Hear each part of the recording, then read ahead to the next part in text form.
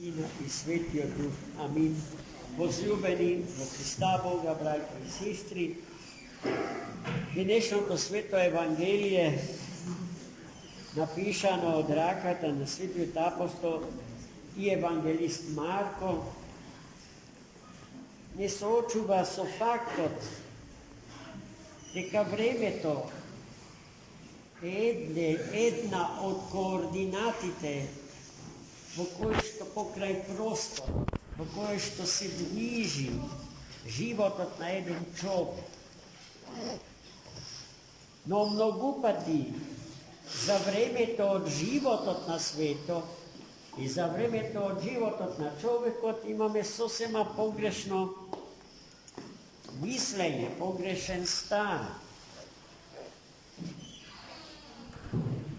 Или може би тој став е резултат на нашата неспособност правилно да се изрази.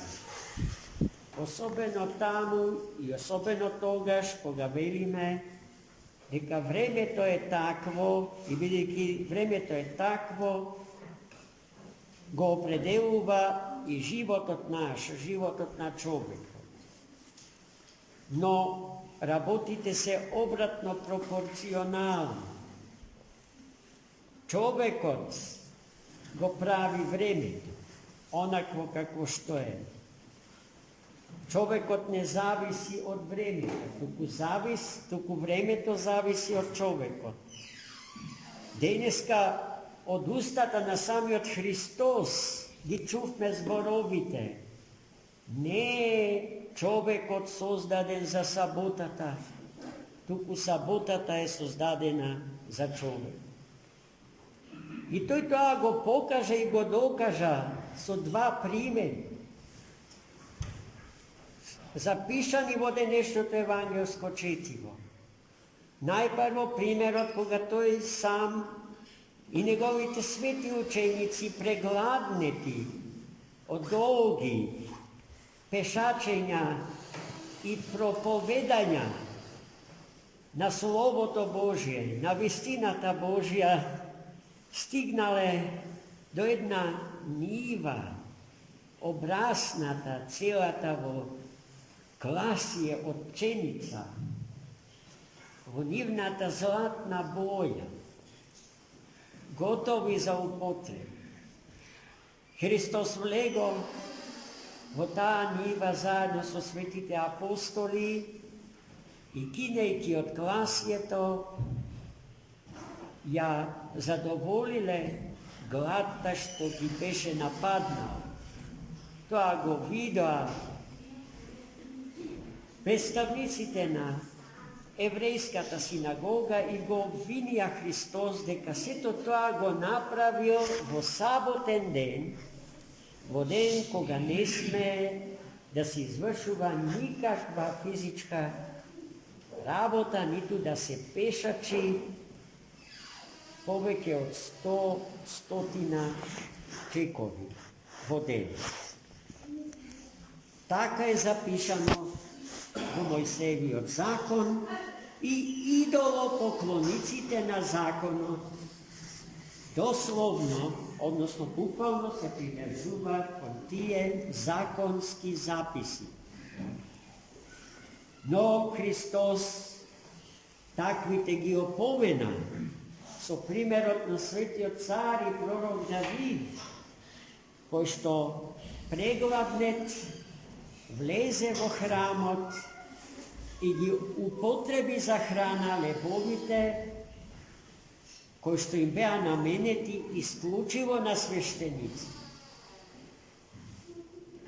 Потоа, вториот пример е примерот со човекот кој што страдал од исушена рака.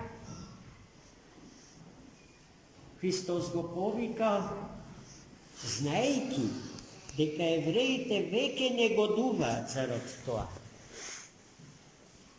И му заповедал да ја испружи раката.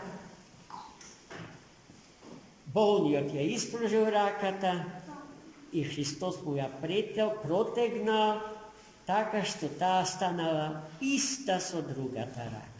И тоа чудо Христос, тоа излекување, го направил во саботен ден.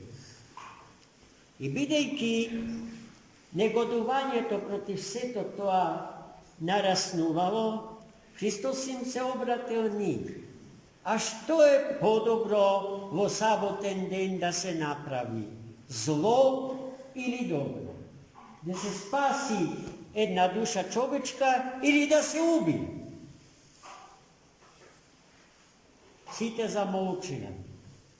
Никој немал храброст, немал смелост да одговори на тоа прашање, бидејќи одговорот ќе им бил најголем демант за нивната идолопоклоничка, идолатриска врзаност за словото од законот, како што се изразува свети апостол Павле. Те и ние, браќа и сестри, правилно да располагаме со времето на нашиот живот. Да го трошиме во слава Божја и за наше духовно растење во оној кому му го должиме животот наш. И без кого што е невозможно да се случи спасението на нашата личност. А оној што личностно се спасува себе си, тој го спасува секој миг од времето на својот живот и секој атом од силите на својот живот. Спасувајќи се себе си, спасува уште 1000 околу себе и спасувајќи се себе си и илјадите околу себе, го спасува светот во кој што живееме. Амин. За многу години честит празник.